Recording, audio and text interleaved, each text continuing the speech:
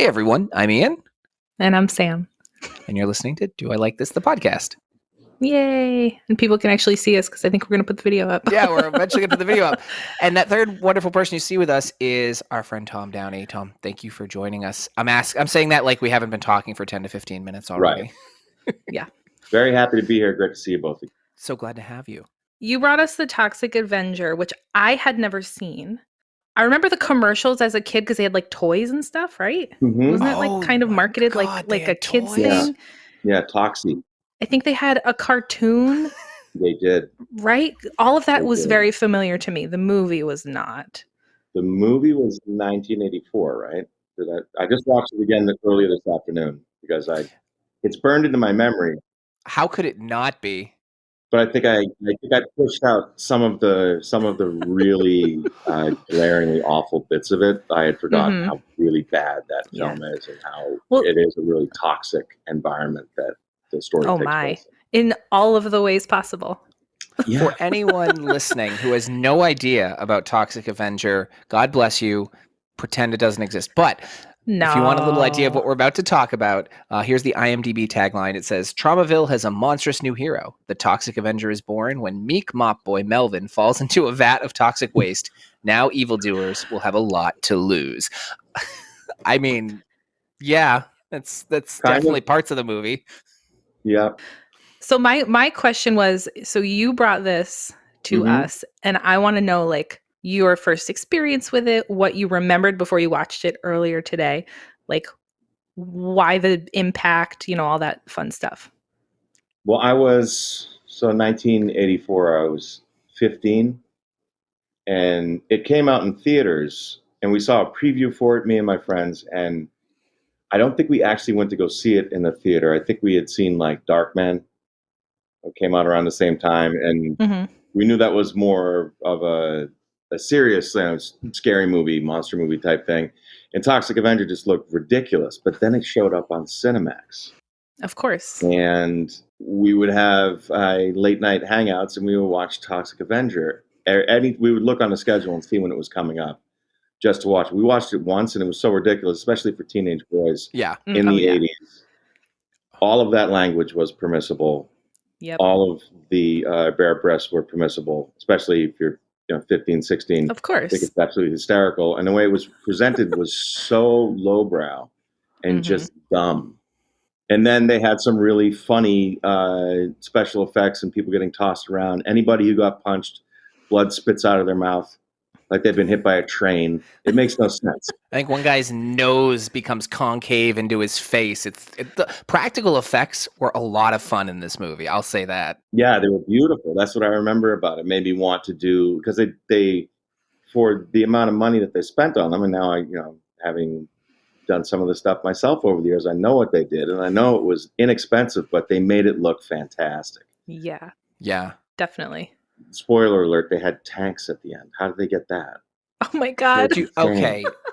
I feel like we're going to jump around this movie. So usually we go like in order, but with this movie, so I was talking with Sam, I'm like, we can't even try to walk through the plot of this movie because we would get lost and it would take us until the sun rises because I don't think I've recalled a movie this ridiculous that moves as fast and has as much going on with as little actually going on when you think about it, that I've seen in who knows how long. That ending, they have tanks, they have the National Guard, they have like 500 extras out of nowhere. They got a lot of people showed up for that. I'm wondering how they were all paid, or were they all just a PB&J and credit? I feel like that was probably more likely, right? I don't know. I mean, I honestly I don't understand I forgot about the plot line where the people from the gym, the two couples, what was it, Bozo and Slug? Bozo and Slug. Oh my God. They were the names in this movie. Really, really bad. Like Slug actually was a better actor than Bozo. Just saying. So cheers to you. And I think maybe whoever's doing Bozo, they said you just have to stick with roid rage as your motivation all the time. We need you up here. And those two girls who played along with them that was pretty rough. Oh my God. Yes. But the fact that their sport was running people over with the Camaro, that's what they did for fun. Yeah, and it was like Death Race 2000. I said that to Ian. But it was like brutal. They decimated like a kid, and they showed like everything. So wait, hold on. To anyone listening, we're gonna give a quick warning. This is gonna get gross today, and it's not our fault. It's Toxic Avenger's fault. So if you're squeamish, we'll do the best we can, but we're gonna talk about some stuff. You've been warned. My issue with that, and in movies like this, when you see it, is I'm always like, these arbitrary point systems. I never grew up having arbitrary point systems. Did any of you have, like, not murdering kids with a car? I'm assuming neither of you are into that. No. But, like, somewhere in your life where you had, like, one of those arbitrary rule point systems? Not particularly. No, like my mom used to joke about Death Race 2000. We'd be like driving. She'd be like, "How much do you think that one's worth?" When I was a kid, and I'm like, "What are you talking about?" And from that, I remember that. Right. You know, if you get them on the sidewalk, you know, it's extra points because you got to jump up and there's a skill level involved. So bizarre. It was so bizarre. And then like they were mean to Melvin when he was in his nerdy phase, like just pissed because he was mopping the floor and like screaming at him and just being horrible. And I'm like, these people are the absolute worst. And how did all four of them find each other? That's my question. You mean the whole gym full of people find each other? Yeah, that's a lot of people for a gym. Yeah, that was a very unhealthy health club. Everything was very gross. It was real gross in there. Wait a minute. Are you telling me that guys in just Speedos working out in a health club is not proper etiquette, even pre-COVID? Well, and then everybody doing drugs constantly. Oh my God, and so many drugs. I don't know how they got Jack Daniels and Budweiser cleared for the film. That was interesting. Yeah. Somebody must have been. Well, knowing Lloyd Kaufman, who runs Troma Studio, I'm doubting they got those cleared for the film. No, and then when it started making money, I'm sure they had to hand somebody a check. But oh yeah, that was just nuts. But really, that's what people kind of sort of looked like in the 80s, unfortunately. Tom, we're going to pull on your actual experience quite a bit talking about this movie. I want to just go back to Bozo and Sludge for a minute. Slug, meh, sure. At least it wasn't Knuckles and Nipples, who are two of the guys in the alleyway later, which I found out were their names. So, yeah. Wow. So, was it Slug? Yeah. Was he the one who was up here, like losing his mind? Like, Julia, you're stressing me. No, that was Bozo. Bozo was always stressed, and Slug was the guy who wanted to go to church after murdering people in the car. Yes. In your experience, you've been through a plethora of films. We talked about that in the interview prior. Have you ever had someone who's had to have a role kind of like on that level where they're so one note, so above and beyond? And when it's filming, do you think they're like, this is exactly what we want? Or does anyone go, maybe rein that in a little? Oh, it's happened for sure. I'm not going to name any names, but some people go on the wrong tack. I remember there was actually a film I had to step into a role after two people bailed out. The Possession of Gail Bowers, the exorcism movie I did with the Asylum. They had two older actors bail out that were age appropriate for if you're going to do a ripoff of The Exorcist. But they both got paying gigs, so they left. And I was already doing art department. Yeah. So I was already doing art department for them. And they're like, Tom, sorry, do you want to be the priest? And I'm like, yeah, you should have just done that in the first place.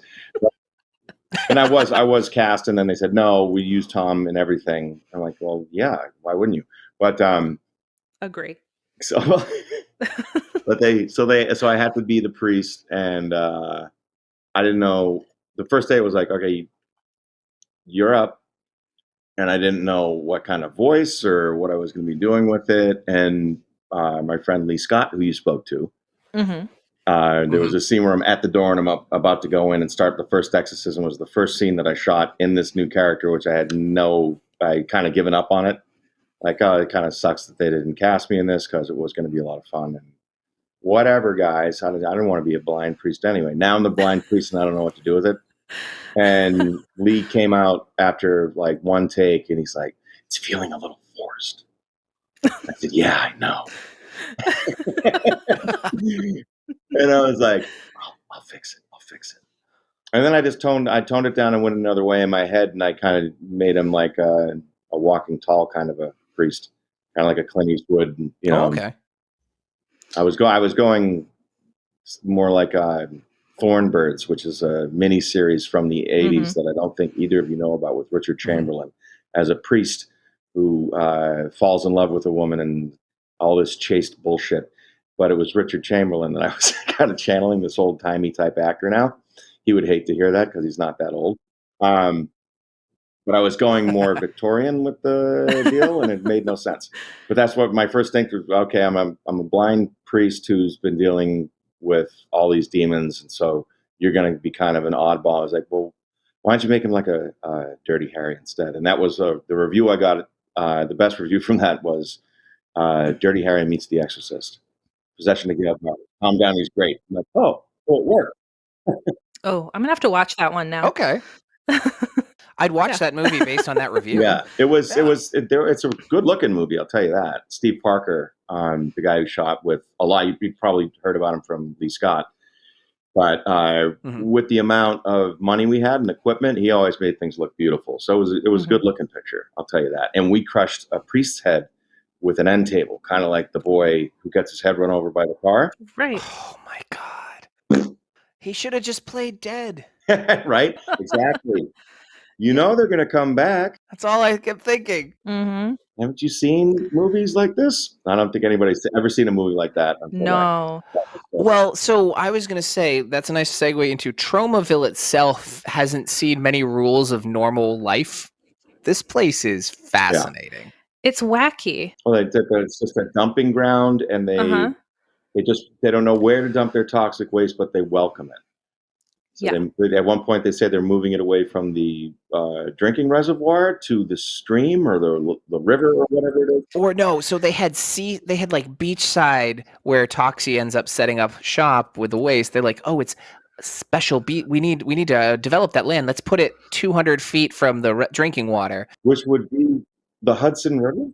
I think so, because it was New York City. So and he's looking across. At the Twin Towers, so he's in Jersey, and that's the Hudson side. And so Jersey, just like that was the joke back in the day, that it was a dump. And it's still kind of the joke now. Kind of the joke. Well, I've seen Union City, so hey, shout out. So that was back in the 90s when I lived in New York. There were sections where you just get over the George Washington Bridge and you just want to keep going. Oh, it just smelled so bad. It was rough. It was rough. But yeah, it was. I forgot that it opens and it has shots in New York City, and it was great to see the Twin Towers and all that kind of stuff that kind of gets you right in your heart. And you go, oh, but then this movie is so dumb. I know.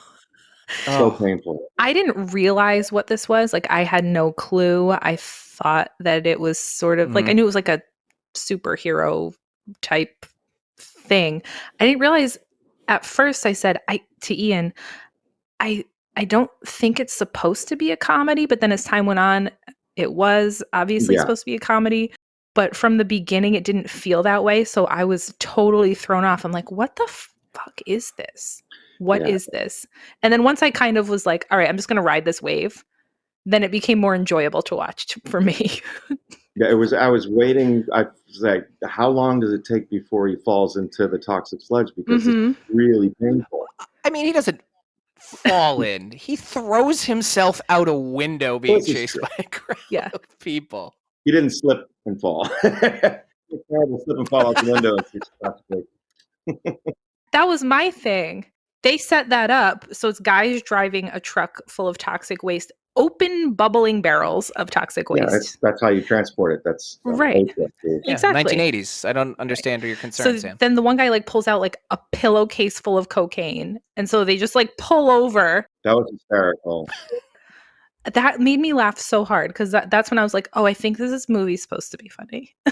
Yeah. Well, it was ridiculous that, the truck drivers, we've been driving for 2 hours. That's it.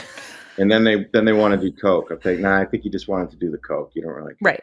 I think they just found a truck and started driving it. And then they could drive to Vegas immediately. I mean, honestly, there are a lot of plot holes. Yeah. A lot of. So they. A couple. Yeah. One or two. God. In between, like the racial slurs and the. That was really bad. They got them all out really quickly. That was bad. Yeah. That was in the point system where the the two racist couples. Right. The most horrible people on earth. Like, I was like, oh, I forgot about this. Is awful. And the gay couple and the health club, really offensive today. Back in the day, very the stereotypical. The whole robbers of the restaurant was really offensive. Well, and then in the restaurant, it's called the Mexican place, and it's got samurai swords on the wall. Well, yeah, real weird. I mean, hey, I've seen some weird decor. I actually worked in a Mexican restaurant for a couple of years. We had some weird decor, but we didn't have any samurai swords. And actual samurai, like you could hurt people with. Yeah, you can unsheathe them. They're not just like demonstrations or like, replicas. That was a fun stunt sequence, though. Mm-hmm. Those guys actually looked like they had some kind of training and not just, flat. So the one guy with the face paint, I recognized him. So he's been in so many movies as like a bad guy, a thug, whatever. Ian, he was in that movie Class of 1999. He was one of the robot teachers. I was torn if he was in that or Death Machine. I couldn't remember which one he was in. He's been in so much stuff, so I recognized him. And so, like, those guys, that scene was like, he like pointed a shotgun at a baby. Like, it was really fun. They killed a dog in like a really gruesome way. I know. They were gonna rape a blind lady. Like, this movie just went all in. But it was funny. Like, their deaths were hysterical. Yeah. He beat a guy to death with his arm. With his own arm. Yes. And then put him in a pizza oven. And then as you do. At the Mexican and then the cops said, oh. They turned the one guy into a strawberry milkshake. That was my favorite. Try the other guy's hands off. The third one was the most painful to me because I worked as a fry cook for a while. Mm-hmm. And anytime you got like the tiniest bit of hot oil, it was brutal. Watching that. Mm-hmm. Molten. Yeah. No, thank you. Hands molten in there. No, thank you. Horrifying. Yeah. Although I was kind of curious how that killed him. I mean, it hurts real bad. Shock. Yeah. Shock, maybe. Yeah. Hurts real bad. My body's done. That's enough. So the other thing about this movie, there are so many of those like silly one-liners. You're stressing me, Julie. Well, I'm talking about like the mom, like when Melvin turns or whatever and he's in his room, like, rah, his mom's like, Melvin must be going through puberty. Ridiculous. And I mean, when she's standing outside the door and he's moaning and groaning, and they kind of just like telegraph that joke is coming. Like she's either going to say, oh, he must have found a magazine or something, right? And that terrible police chief guy who was just like the rip-off of Mel Brooks' Young Frankenstein. Yeah. Like with the German accent. The Nazi tendencies. God, it was so like, oh my God, you just ripping off like really good comedy from other things, and you're ruining it. The movie doesn't do subtle. We'll go out there and say that. Not at all. Oh my God. I think the best thing that's not subtle is how it goes from Melvin to the toxic Avenger, like when he transforms, and the voice change was so hysterical. I could not stop laughing because first he went from like a guy who was kind of came across as like special needs, and he had like this weird high pitched kind of voice, which was its own other thing, to this guy who is like this smooth sort of like, hey there, how you doing, like deep voice. Everything's okay. Every scene where he spoke, I could not stop laughing. It was so funny. Well, I love how you almost never see his mouth move when his voice is occurring. That was delightful to me. Yeah, I think they didn't figure that out until later in the edit. Right. And they came back around to that. But he had a voice like a 1970s DJ. Yes. And tonight on the Quiet Storm. Oh, it's Shalimar. It was beautiful and hilarious. Exactly. Oh God, it was great. And then his outfit. So before Melvin jumped out the window, they dressed him in a tutu and they like humiliated him by making him like make out with a sheep or whatever. I think my favorite part of his outfit is that the charred tutu is around his waist. Yes. And at first I'm like, what is that? And I was like, oh my God, it's the tutu. And I love it. It's the tutu. It survived. Oh, it's so good. And I don't know where he got the boots, but they evolved as he continued, through the film. The boots just got jazzier. And they look like something from if you went to the Sunken Galleon or some pirate-themed restaurant. his boots just got like crazier and crazier. By the end, they were their own character. Oh, God. And he started off with like red high tops. Mm-hmm. I noticed these things. There were so many little things. Yeah.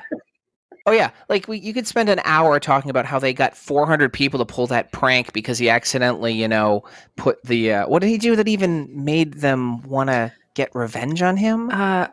There were a lot of things. Other than being skinny and not in shape, I guess that's what they were most offended by. He dropped his mop into the hot tub.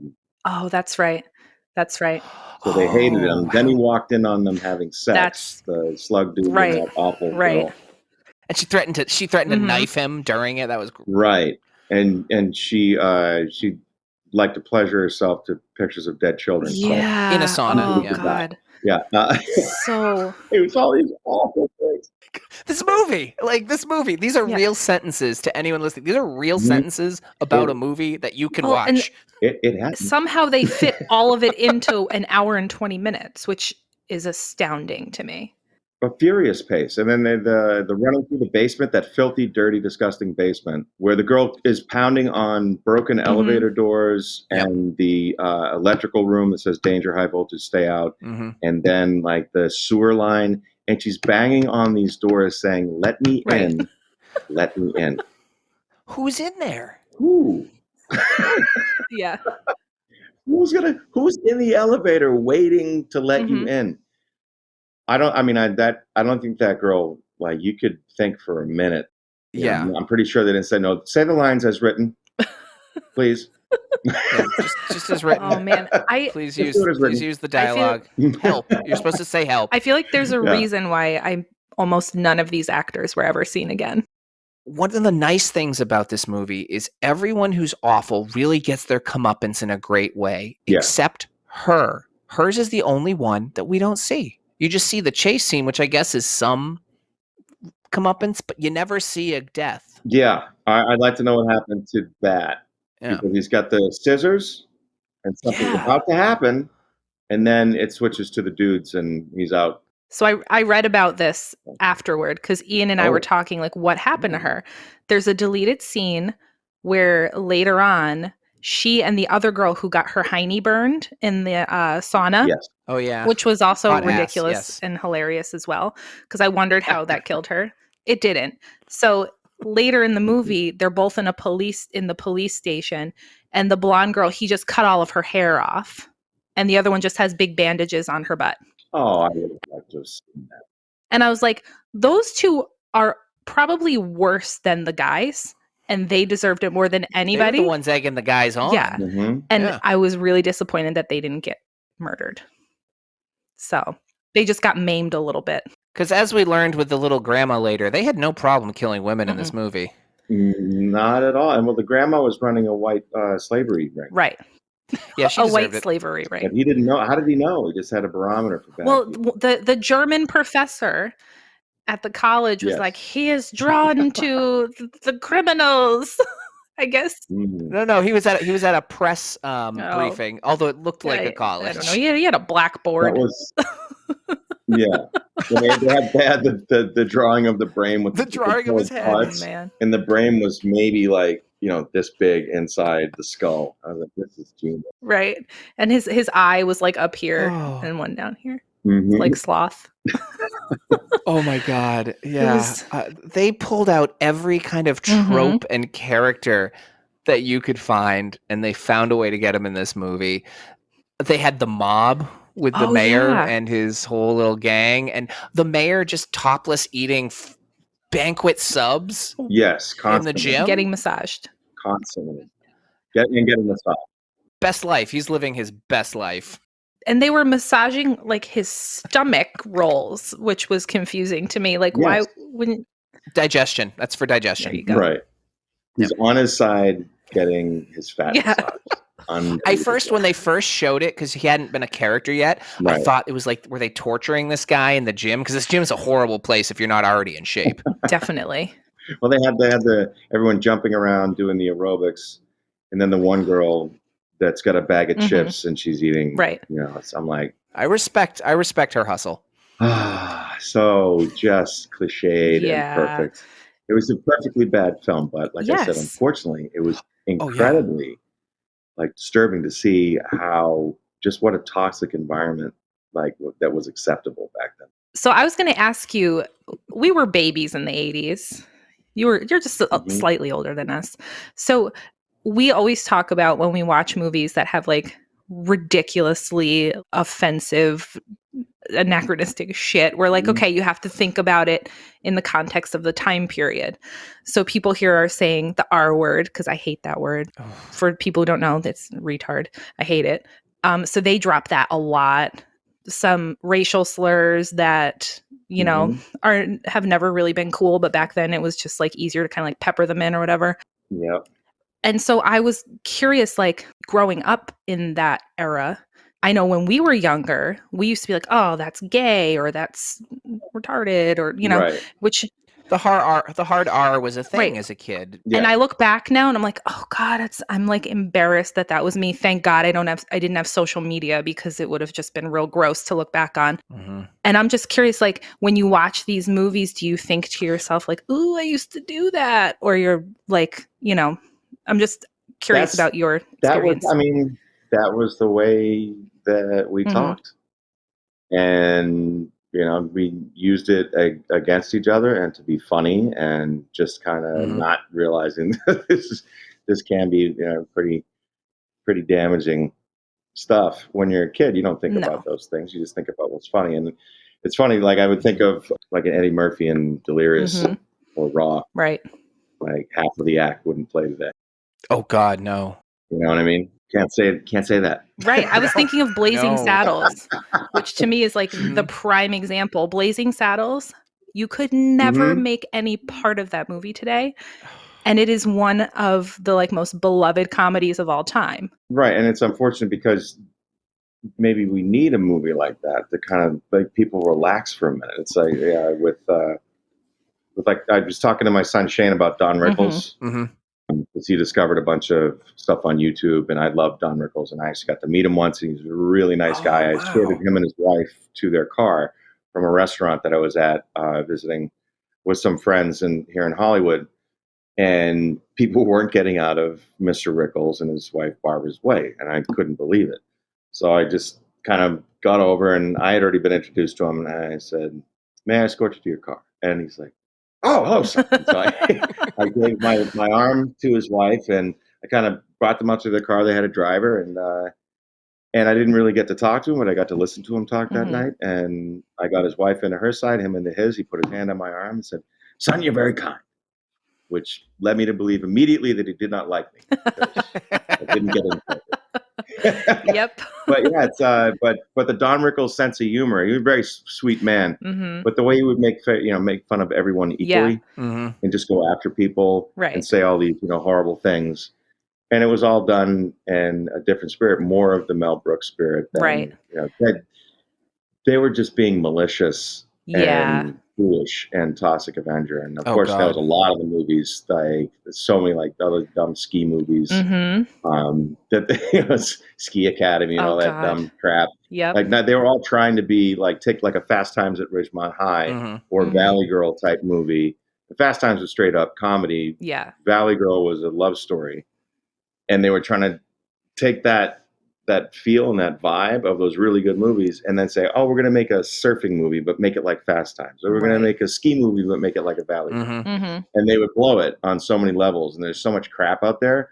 But I think Toxic Avenger is one of the best examples of a really crappy movie from that time period that pretty much holds up because the furious pace of the film. And it doesn't let up until the end. That driving metronome of action, action, action, action, scene, scene, scene is what saves this because you almost don't have time to stop and think about how horrible things are because you're on to the next horrible thing.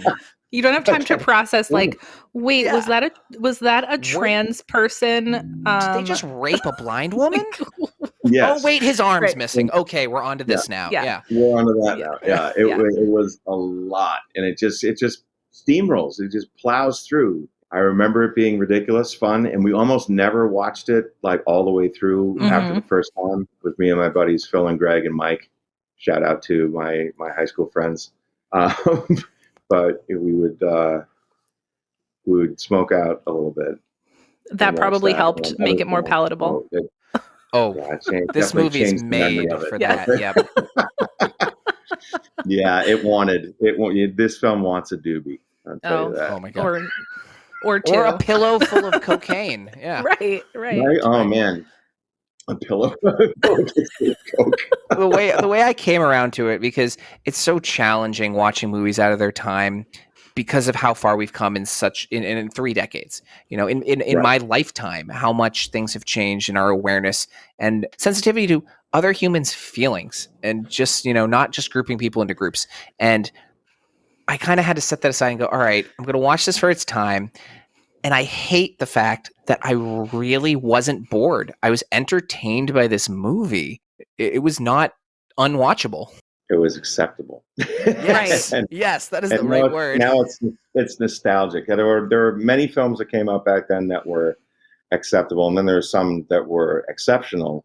I remember when I saw Fright Night.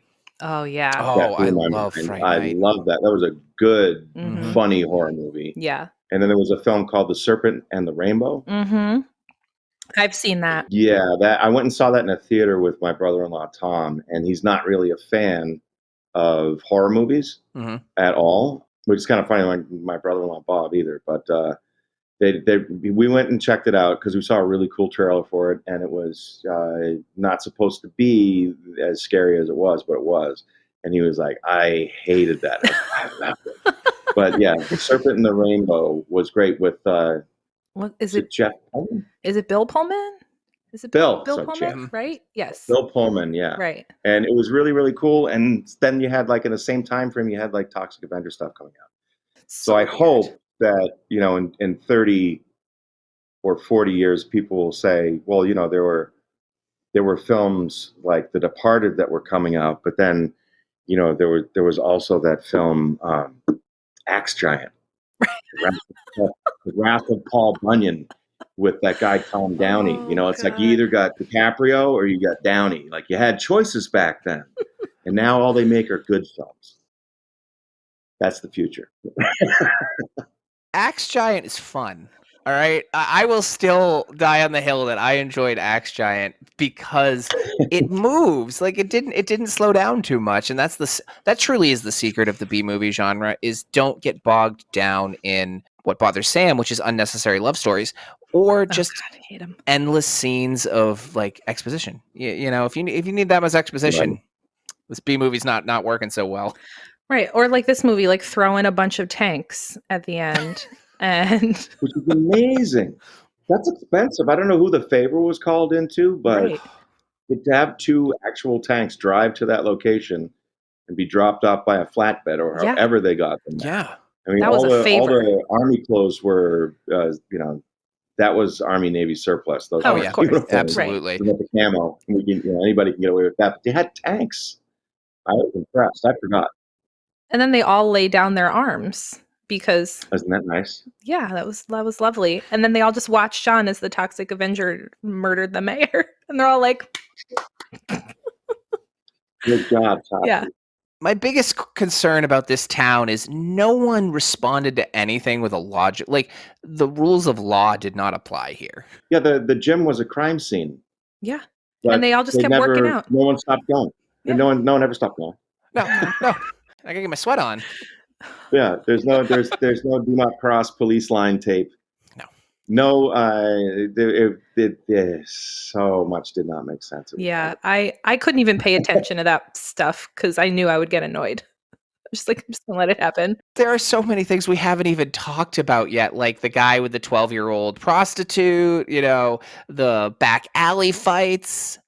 The biggest concern Sam and I had, and this little graphic was, so when he's peeing and it's like this acrid green pee, like it's concerning. But then he makes love to his blind, lovely lady. I was really concerned for her in that scene. After having seen that, I didn't know what was going to happen. His skin lit somebody on fire, first of all. Yeah. So there's that. And then it wasn't. Right. Yeah, then it was. Oh no, and it went right out. And then that didn't happen. Right. And then that didn't happen.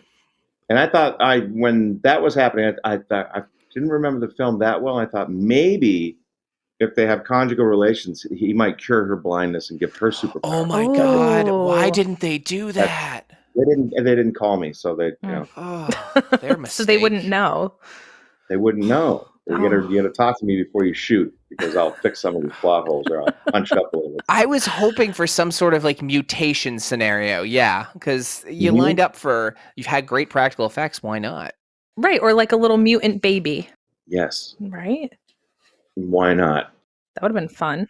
There's a Toxic Avenger 2 and 3, so I never saw those because the first ones were so bad, or the first one was just bad enough that I'd had enough. I'd had what my ex-wife's grandfather, we were all having dinner one time, and we asked, "Oh, you all set? Do you need some more?" And he said, "I've had a sufficiency." I love that. I like that. He was done.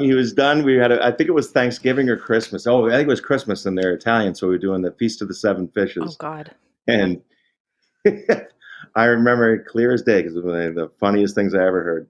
"Gee, would you like any more?" "Well, I've had a sufficiency." And he did it to be kind of tongue in cheek. But with Toxic Avenger, just the one movie was sufficient for me. It was. That's a sufficiency. Absolutely. I would agree with that 1,000,000,000%. Absolutely. Although I won't lie, I'm absolutely going to watch the trailer for 2, because that's about the quantity of it I think I can handle, just to see what they think they're going to go to next. Right. I have no idea. I remember we were kind of just groaned when we saw that there was a 2 coming. Like, oh, no, we're good. And we're all like a bunch of fun teenagers, and they we were like, no, we kind of saw that. Yeah. What more could you do? Really? No, we probably could find out. I almost don't want to know, though, because do I want that taking up space in my brain? Yeah. I think I'm good. So here's the thing, like, there's so much about it that I don't like, but it was so enjoyable to watch because it was so incredibly ridiculous. Like, Ian was watching me watch it at one point, because I had to watch it during the day today. And I was laughing so hard at certain points. Oh, good. That I was like, well, at least I'm laughing. Because some of the things, it's like, what else can I do except for laugh here? When he jumps out the window, I was in our den with the daughter, and she full body cackles. And I was like, what happened? She goes, the window. I'm like, yeah, that was my response too. In the opening, I was watching it, and it's been forever. But you said worst film that you remember from back in the day. I'm like, that's probably the worst film that I remember seeing. And it still wins. Yeah. There's a reason. But watching the first 20 minutes, I was concerned for you both. I'm like, oh my God, what have I done? My God, what have I done? I can relate. I feel that feeling every time I send a movie to my wife. I'm like, this is the one she leaves me. Yep, this is going to be the one. Damn, you're a good sport. She really is. I try. And she's doing it pregnant too. Like, like everything makes me want to puke, but this movie didn't. So it's probably the right time to watch this then, because you're already on edge. Yeah. And you're gonna laugh or you vomit. Right. No, but this is nowhere near the bottom of the barrel I've sent her. I sent her Ian one has called Final Exam, which might be the worst movie I've ever seen. And it's just like, it starts off like, oh, I want to see this. It's like a New England boarding college. There's a serial murder. They kill someone right away. They don't kill another person for an hour and 10 minutes into the movie. Well, it was just really boring. Let's just say that.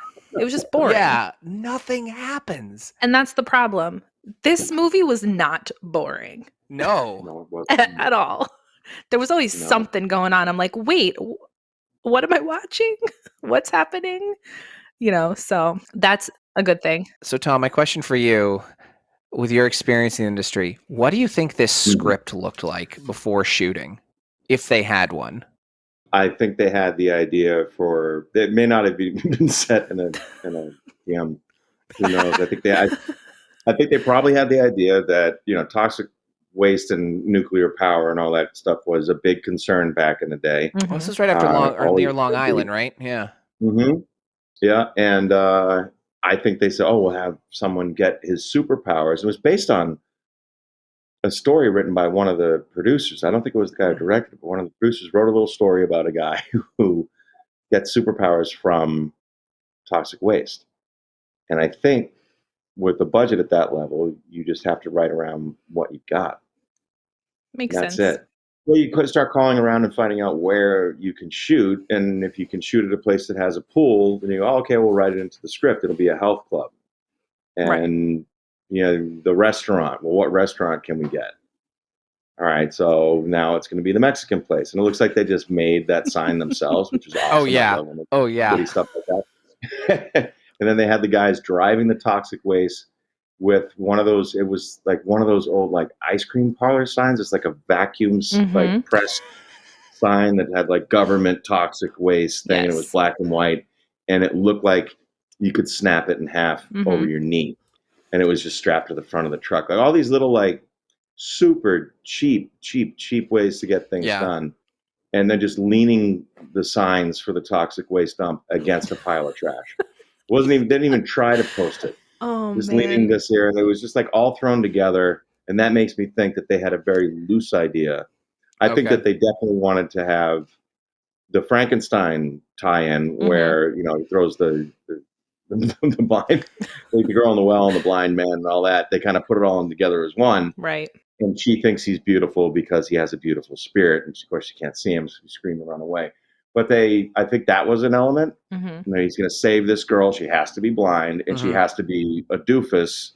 Right. And we have to do all of that, slapstick stuff and hit him in the nuts as often as possible. Oh, my God.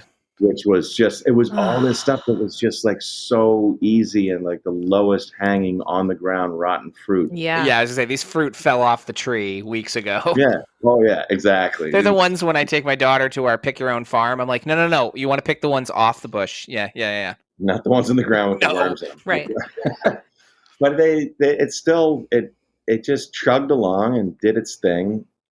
And it was just like, wow, to see it again. I can't believe that we thought it was really that funny. We did. We're a bunch of dumb kids. What do you man, know? the things I liked when I was a 15, 16-year-old guy, oh, man, my sense of humor was not what we would call refined. Right. It had everything. It had boobs. It had cursing. It had violence and some comedic elements. And I it was kind of short. Right. And that's kind of all you need, especially as a teenage boy, in my experience anyway. They definitely tried. I don't know what the actual shooting script could have looked like, because it looks like they just had to go with, we got to write this script around the locations that we have and just take it from there. Because that's what you do when you ain't got no money, and you make something out of nothing. Well, because I thought back on the film. I watched it last night. So Sam watched it today like you. So you guys have had a little less time to ruminate on this rewatching or first watching. What was I supposed to take from this? I guess maybe I'm thinking too much of what they were attempting to do. I think, as usual, that you are. That's my problem. But it would have made some kind of sense if the police realized that the teenagers or those young adults that were murdering people with their car were like, he solved the crime. The police were like, Toxic Avenger stopped these awful people from running, because it was all over, all over the news, and the guy had the news clipping in his locker. And they're talking about it openly in the gym, like full volume with Polaroids. With pictures. Yeah. That was very weird. No. I think you're right. I think that's what really confused me, is like you had these horrible people and how no one was like, they're murdering everyone on the streets. All of us could be a victim. No one cared. It was so confusing to me. Damn it, Tom. Why did you give me a confusing? No, I'm kidding. It made absolutely no sense. I think, though, it's one of those movies that it's a cult classic, definitely. And it's kind of one of those movies that you kind of have to see, right? Even though it's like yucky and like, but it's so bad. It's like Trolls 2. It's so bad. Do not tarnish Troll 2 by comparing it to this movie. No, not quite on that level. Troll but 2 is a treasure. It's so bad that you kind of have to experience it and be like, oh my God, what is this? I think it really is good for anyone who's kind of growing up now. It might be worth seeing just to kind of get an idea of like how preposterous you could get and get away with in the 80s. Yeah. That's what I told my son Shane today was it's a slice out of time. Would you make him watch it?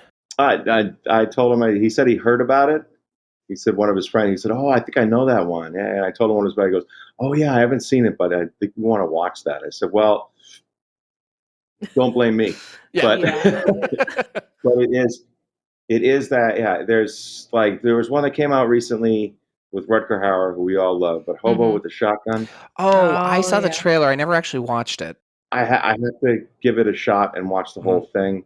There's a lot of really bad, really like ridiculous violence in the beginning, and then it slowed down, and then I was just feeling bad for Rutger that he agreed to do it. Oh, no. And then I saw people commenting on what a kick-ass movie it was. I'm like, no, you mean maybe like in a Toxic Avenger kind of way? Yeah. So this is kind of where Toxic Avenger kind of has cemented itself in the lore. Mm-hmm. Is it awesome like Toxic Avenger awesome? Or is it awesome like a Fright Night or a Texas Chainsaw, which is untouchable? Like there's a very few films that have come around. The Saw series had a couple of fun things that were in there, but even that I was like, this is long and plotting and boring. Yeah. Sorry guys. If you'd have to stitch all those movies together to make one good one for me. Yeah. On a related note, so because it's just the thing, what is a best horror movie you think you've seen in a while that you weren't in? I'll give you that out. Thank you. To get us away from Toxic Avenger. Well, to get us away from that, I just rewatched, and I went and saw it in the theater. I saw Dr. Sleep. Oh, I wanted to see that. Which is kind of easy to go for that, and that was kind of there's a lot going in there, and it makes you jump. And then it was also cerebral, so that was fun. And a very fun movie that I didn't go to the theater to see was Freaky with Catherine Bigelow. Oh, that's on my list because it's on HBO now. That's on my list. Yeah. Well, I'm stuck in a hotel room, so I have to watch a lot of movies. I got some books to read, but that's usually during the day. And at night, I just lay them flip between the 6 channels that they have for HBO and then TMC, which is right now playing The Big Country with Gregory Peck. Love it. That's my favorite channel. I'm here in California, and I've got California landscapes, and who else is in this one? I think Gene Simmons and Planet of the Apes guy. Charlton Heston. Charlton Heston, thank you. Yeah. And they're all mean to each other, and they argue about land. But anyway, so this movie's like 1 million hours long, but it's really pretty to look at. Yeah. But there was one film I saw in the theaters in the last decade that stuck with me. That was actually a fun horror movie, and I'm pretty sure it's My Bloody Valentine, the one about the miner that comes and kills everybody, chases everyone around in 3D. Yeah, it's the 3D remake of the 70s version. Yeah. Yes. Yeah. That was actually there were some good jump scares in it. There was a lot of you want these people to get away. I didn't want them to die. Run, run. Yeah. It's funny you say that because I had a horrible experience recently with a movie. I, because of my B-movie love, missed a lot of the late 90s, early 2000s mainstream horrors because I was too busy watching Finding You and watching all these other movies that were more under the radar because that was just my jam. I went and finally saw House of Thousand Corpses, and I hated it. I hated it so much. Yeah. I hated it so much. I wanted them to get away. Rainn Wilson's character is so likable, and I just I understand. So Sam was talking to me about it because she saw it I just also saw Blair Witch, the original, for the first time this year. So I'm way catching up on things way too late. And Sam's kind of explaining to me, hey, this was their actual cultural impact at the time. I'm like, okay. Yeah, I have a story about that one for you too. Go ahead. I guess for me, the thing I can't stand in horror is I can't stand when bad guys win just to have bad guys win. And when I think there's such value in such unlikable characters, either getting their comeuppance or getting some sort of knocked down a peg. Whereas in House of Thousand Corpses, they just walked over everything. And it just bothered me so much. Sam got me the next day. I'm like, I'm so upset about this. Yeah. Chris Hardwick, who's in that, his nerd show. Yeah. Talking Dead and all that Jim Jam. He used to come into the bar, and he's friends from back in the day with Lee Scott as well. Oh. And he would come in and tell us this story, that story, and then he got that, and he was like, I just saw the most insane film ever. and then I saw it and I was like, this is just gross to be gross. Yeah, absolutely. That's what Rob Zombie does sometimes. He skips the story and goes right for like disgusting shock value. Yeah. And he'd probably say, yeah, you're right. Because that's what he likes, I think, and that's fine. But I agree with you. It was just not the one, man. And everyone's like, oh, you got to see this. It's so badass. I'm like, no, it's not. It's like just modern day exploitation film, which it is. I'm not a fan of that genre at all, but I appreciate the movie for what it was in the time that it took place.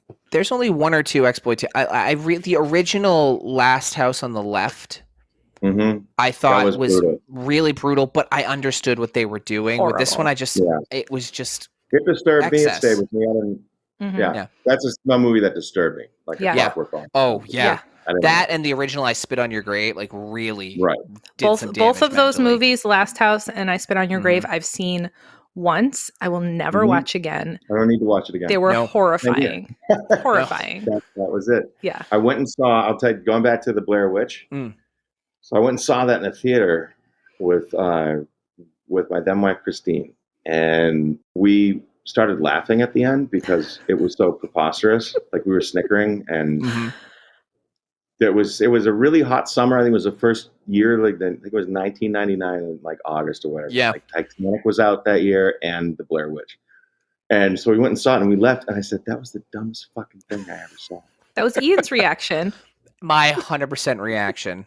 And I was like, you gotta see this. And I was like, no, I don't need to see someone with a GoPro in their face and snot running out of their nose while they pretend to cry for 2 hours. Yeah.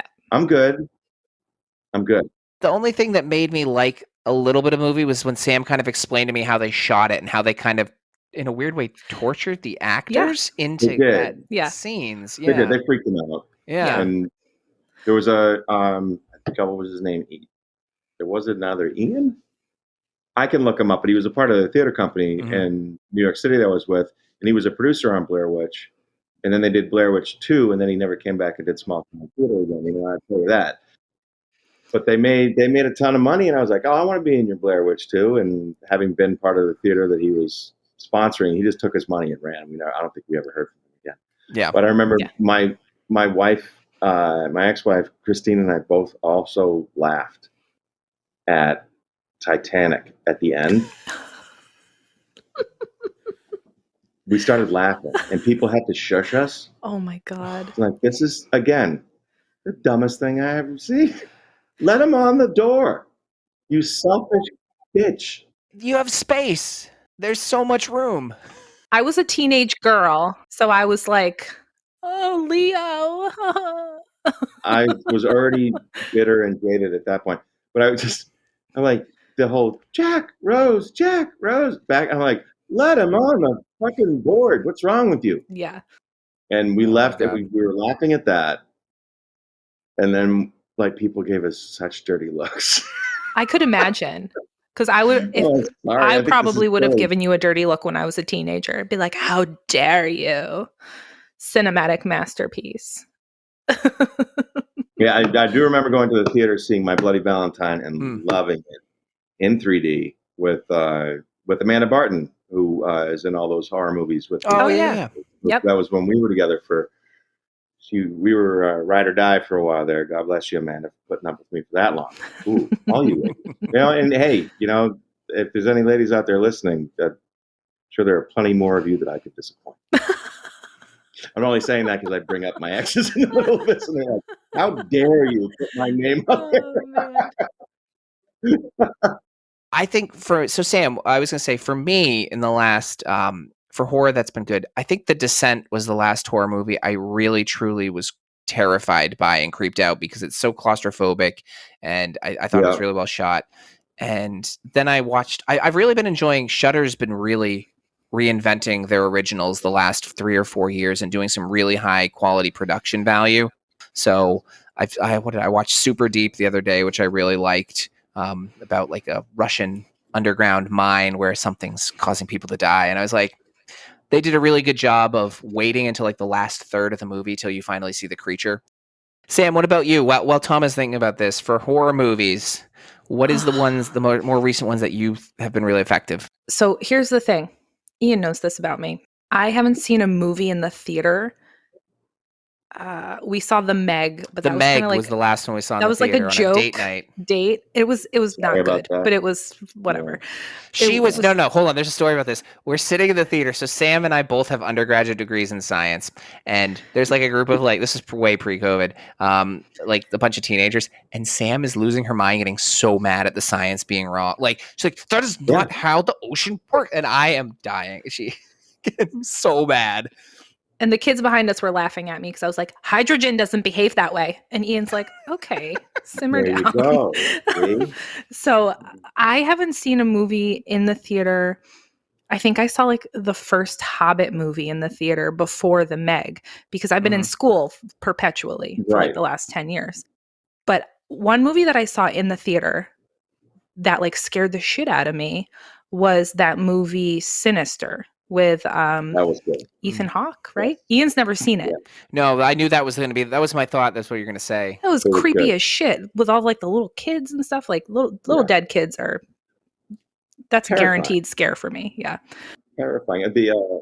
There was a lot of the symbolism that just kind of was in the background that kept creeping and getting more and more and more and more. And it was really, it became palpable in the room as you watched the film. That's the sense of dread became real because of the film. It wasn't like, oh, this is going to be scary. I felt uncomfortable watching it. As I was in the theater, I lifted my feet up and put them on the seat at one point, and I didn't even realize that I had done it until the end of the movie. I was like, why did I do that? Oh, because I'm scared out of my mind. Oh, yeah. It's like with the Annabelle series as well, did the same thing to me. All those, they're very scary. I never saw any of those. I haven't seen those either. I'm tempted to, but there's so many of them. The Conjuring itself. Oh, The Conjuring. That's where it started. I think I saw the first Conjuring, and it was pretty creepy. Yeah, that was the one that wins. The rest are all, second and third place and et cetera. Yeah. But the Sinister was magnificent. Yeah, I think it was really good, and I don't think a lot of people talk about it as that much. I can't believe I forgot A Quiet Place. The first one was terrifying. Saw that in the theater with my kids. I forgot about that as well. I haven't seen A Quiet Place 2. I'm remiss, but I saw that with my boys, and we loved it. It was really good. Yeah, really solid. I felt uncomfortable watching it in a good way. Is what they were trying to do. Well, it was fun. It was scary and it was fun because it's a monster and you have to run and you have to hide. And the whole baby and oh my gosh, that gave me anxiety because I saw it after being a parent and I just was getting anxiety about like, oh god, not a baby.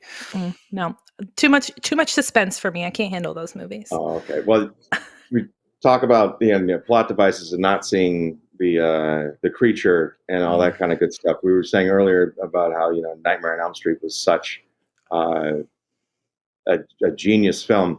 There's, when you have bad guys and you can get away from them. If there's a shark in the water, you don't go in the water. The genius for me, I was talking to some of my homies at work the other day about Elm Street is you can't not go to sleep. Right. It's so good.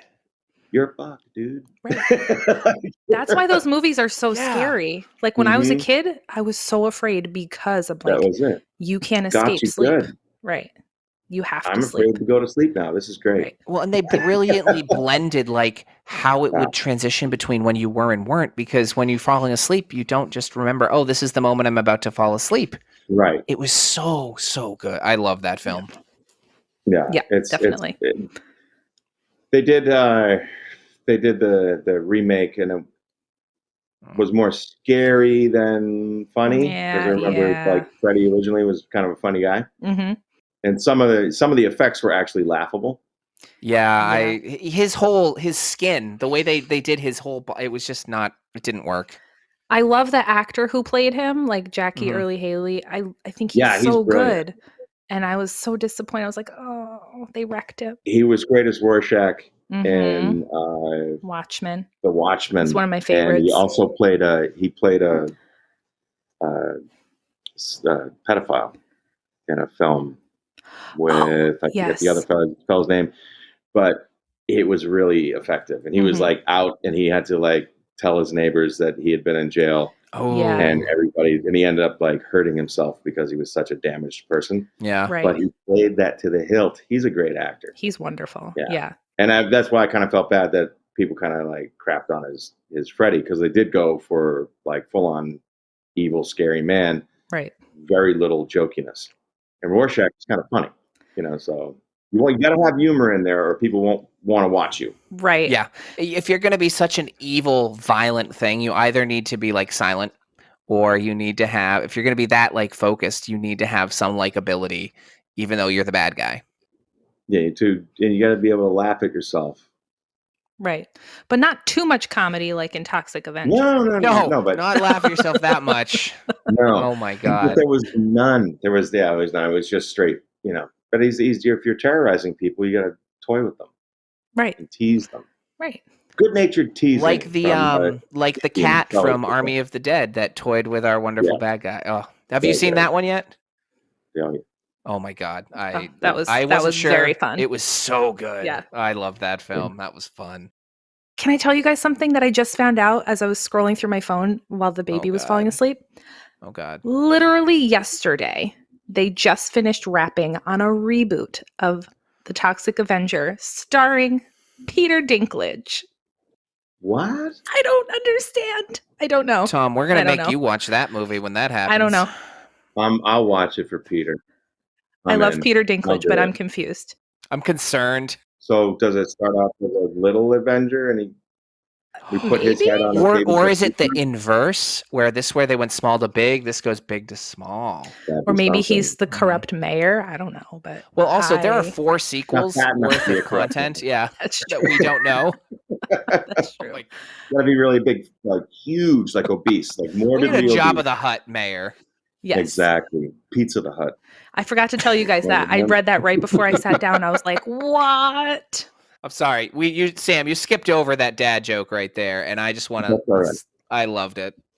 Oh yeah, Spaceballs is good stuff. Oh my God, so good. Listen, here's the dealio. I think this was meant to be. If you just found that, then we're onto something. Absolutely. We're so topical, we don't even know it. Yeah. Right. Summer is just the summer of being topical. Falling into topical things. Accidentally watching movies. Yep. So Tom, what do you have coming up next? What are you in? What have you been working on? What's in your wheelhouse these next few months? There's nothing, unfortunately. Everything that we would be doing is shelved because we can't trust that if I go down to Georgia that we'll be able to shoot.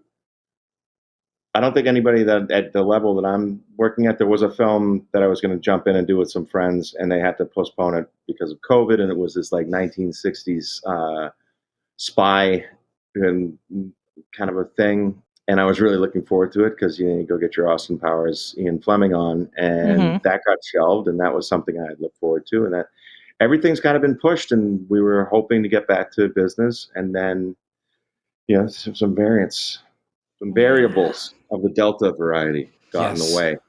So there will be more to come. Yes. And I've got a thing with my friend Tosh, a guy I work with, who I got with my agency. He's a brilliant young actor. You mentioned him last time. Yeah. Oh, Vagrant, right? Well, this is Vagrant is my other friends. That's John. Oh, okay. But yeah, Vagrant, they still want to do that, but we can't do these things. My friend Tosh has, we have a comedy that we want to do called Neighborhood Watch, basically just a kind of like a workaholics kind of a thing. A bunch of shiftless people, they're all roommates. And the episode starts off with them getting upset with neighbors because they're not getting enough Wi-Fi bandwidth. So they're trying to get all the bandwidth so they can game. Oh, and been there. Yep. And it's just this really weird, funny concept. And then my friend Tosh, Pelican with a K, you can look him up. He's got a short on YouTube right now. I think it's called A Lemon Empire, Part 2. But he did this really, really funny short by himself and some friends, and he did the Lemon Empire, I think it was called. And I'm going to look it up right now. But he and I want to shoot this thing by ourselves again. If it works out, we'll have our own proof of concept for a series. I still need you to shoot that awesome idea of the small town, like NPR station comedy. Oh, the NoHo Radio. I love that idea. I'm going to talk to Chris tomorrow, actually, Chris Freeman. And you guys should talk with him because he actually was an assistant to Tim Burton. Oh, wow. Ooh, I love Tim Burton. Worked for Michael Bay, and so he had some interesting jobs. He worked on Alice in Wonderland on the production side and was just like more than a gopher or, more than an assistant. He was really getting in the mix. Yeah, he's got some really interesting stories. But The Rise and Fall of the Lemon Empire is a ridiculous short that my friend Tosh made, and it's a good example of the kind of comedy we're going to be going for. But yeah, it really is too bad that NoHo Radio didn't get made. There's still time. We had interest. CAA said, give us, they tell you to do a Bible, and you do your first 10 episodes in outline. And then, so we collaborated. We wrote a bunch of stuff for that, got cooking, and then everybody kind of got their focus pulled in other areas. But I could have had my own TV show with those guys for that one, and it would all just be straight up comedy, and no getting cut in half or thrown off a boat or dragged by a car. Yeah. Hey, there are all sorts of workplace OSHA hazards in a radio station. There's a chance. True. It'll be like Better Call Saul and be Slippin' Jimmy. Tom, thank you so much for joining us. Thank you for bringing this into our lives. This movie was an experience, and I'm glad we made Sam have that experience because it happened. Yeah, I forgot about it, and I really did feel bad in the first 20 minutes of watching it. That I brought that to you and your wife. Do not feel bad. This is what we literally make this podcast for. Ian's actually brought me worse, if you can believe it. And it was an experience, and it's always nice talking to you. So I have a unique set of skills, Tom, and it's terrible movies. Yes, indeed. Like I said, there's so many times I was watching. I can't even remember what it was. It was something I started, and it was an action film. And I've said this to the television like it could answer or apologize. And I've said, your movie is terrible.